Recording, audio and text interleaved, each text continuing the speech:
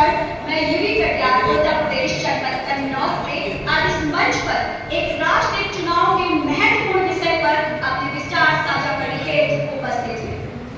यह न केवल भारत की लोकतांत्रिक व्यवस्था को सुदृढ़ करने के लिए आवश्यक है, बल्कि हमारी राष्ट्रीय एकता, संसाधनों और समय की बचत के लिए अति महत्वपूर्ण भी है।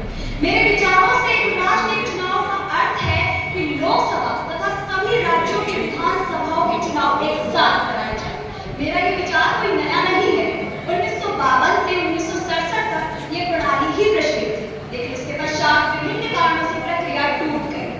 हाल ही की रिपोर्ट के अनुसार पिछले 30 साल में प्रत्येक साल किसी न किसी प्रकार के चुनाव किसी न किसी राज्य में होते रहे।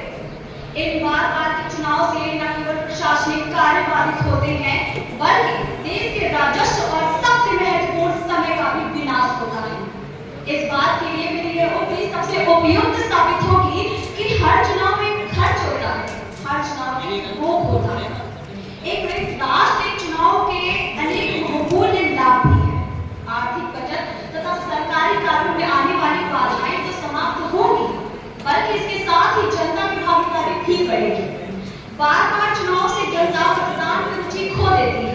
एक साथ चुनाव होने पर वोटिंग प्रतिशत निश्चित ही बढ़ेगा, बल्कि इसके साथ ही क्षेत्रीय पार्टियों को भी सामान्य राजनीतिक विचारों से ऊपर उठकर वैश्विक रूप से सोचने की क्षमता प्राप्त होगी तथा राष्ट्रीय पार्टियां भी क्षेत्रीय मुद्दों को प्रमुखता से ध्यान दे सकेंगी।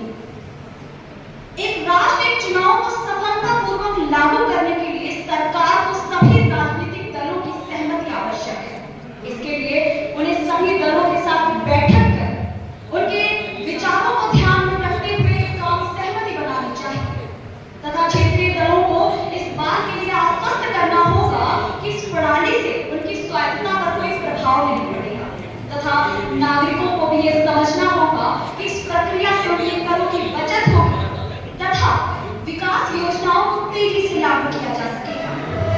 कई बार चुनाव से जुड़े विवाद न्यायालय में पहुंच जाते हैं, इसके लिए प्रक्रिया में देरी लगती है। तो चुनाव से जुड़े विवादों